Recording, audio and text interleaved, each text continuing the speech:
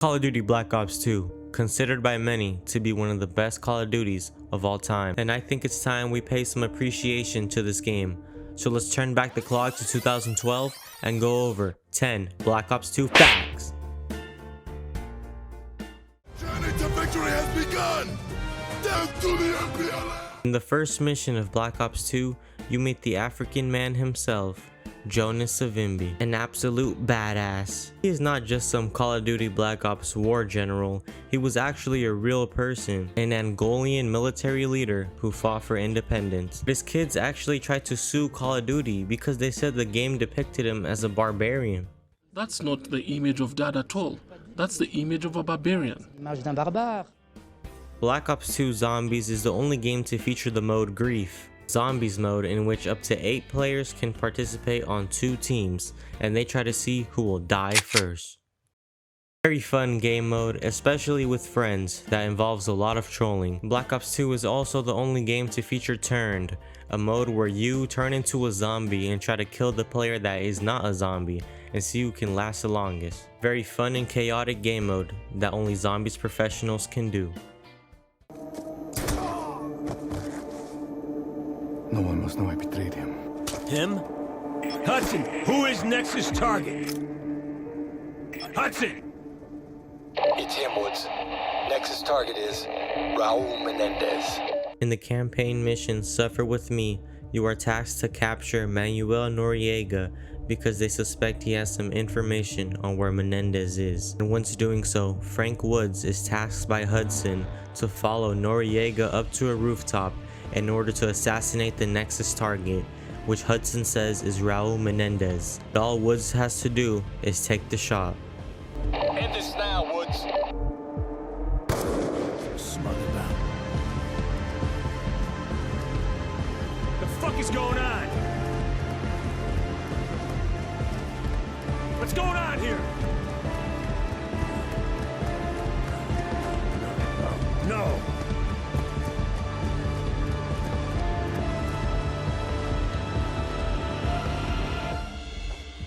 Mason! Fool. You bastard!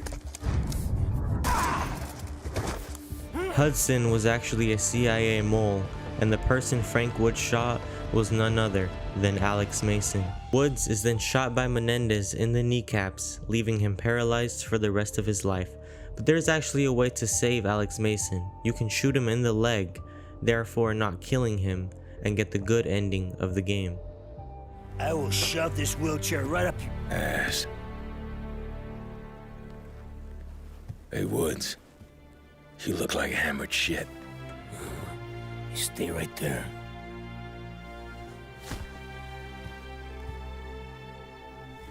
Mason, I shot you. Turns out you're a lousy shot. My ass. Where the fuck you been for 30 years? Treyarch has given us some little Easter eggs that most players never notice. For example, if you have the knife out, then prone, then crawl backwards, you can actually see a little Black Ops 2 logo on the knife. There is a reference to the movie Back to the Future. Once you place down the Guardian and look at the back of it, you can see it says 21 gigawatts, which is the speed that they travel at in the movie in order to go through time. Most players will never notice because they never pick up a Guardian. And of course, the infamous shooting all the mannequins on Nuketown and playing the minigame. You are actually invincible when playing the minigame, so I'll be impressed if you can do this in a real multiplayer game. A few years ago, a Cartoon Network TV station was actually hacked, and the hackers played a Black Ops 2 meme in the middle of programming. Our journey to victory has begun! Death to the MPLA!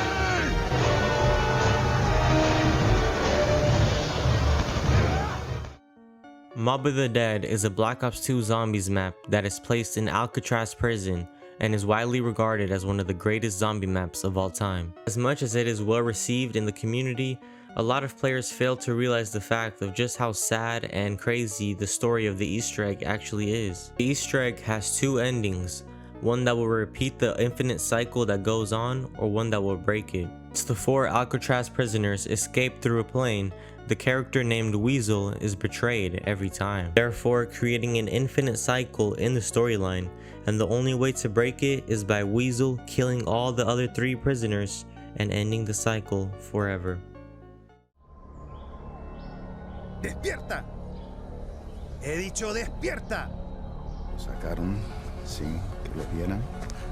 Sí, no somos 4 para restringirlo.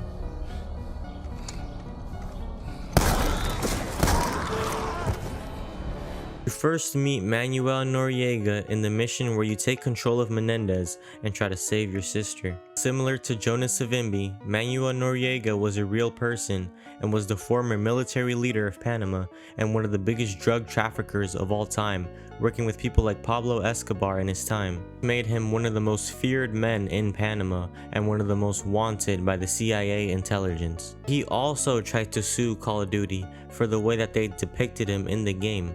But Manuel, I'm gonna be honest, they did you a favor. They didn't make you look that bad. In case you were wondering, both Savimbi's children's and Noriega's lawsuits against Call of Duty were both unsuccessful.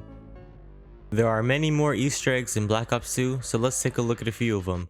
In the campaign mission Solarium, you can go into a little cave off to the side of the map and you can find Thor's hammer. On the map Meltdown, you can find some pink donuts next to a hard hat, which is an Easter egg to Homer Simpson as he works in a nuclear power plant. In Nuketown, the mailboxes say Woods and Mason, which is obviously paying homage to our campaign heroes. Did you know that the tactical insertion actually has coordinates on it and they will change based on what map you are on? And I bet you never noticed the graveyard on Standoff.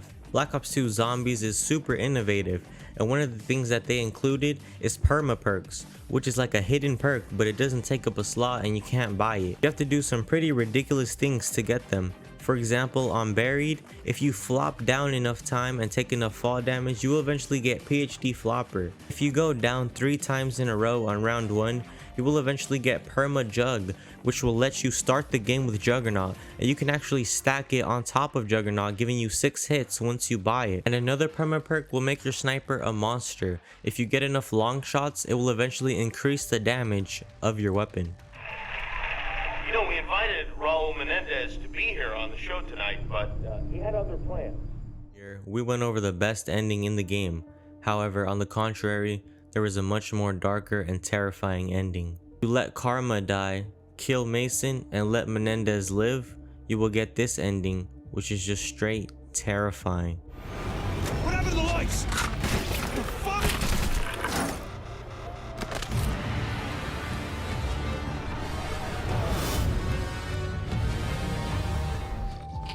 Security, rise and shine, Woods.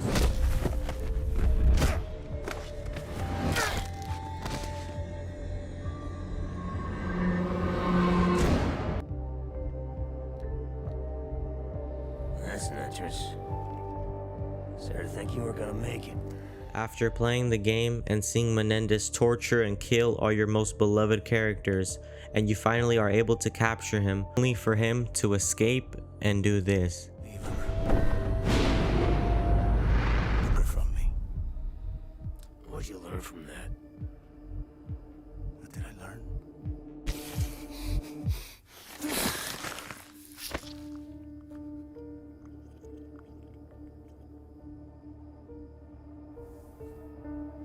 Good to see it.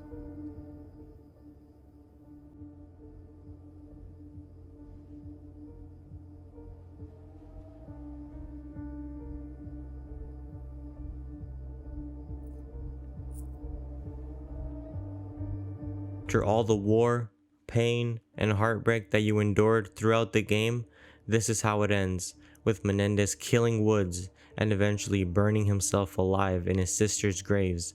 One of the saddest endings in video game history, and everything you did was for nothing. But thank you guys for watching. Please subscribe to the channel if you enjoyed the video. Let me know what you guys thought of the video in the comment section, man. Subscribe to the channel. More game lists, game reviews, things like this coming soon. Let me know what I should do, man. Peace. And love is love, and hate is hate. To die is an awesome adventure, and I can hardly wait. Earth is a prison, I need a great escape.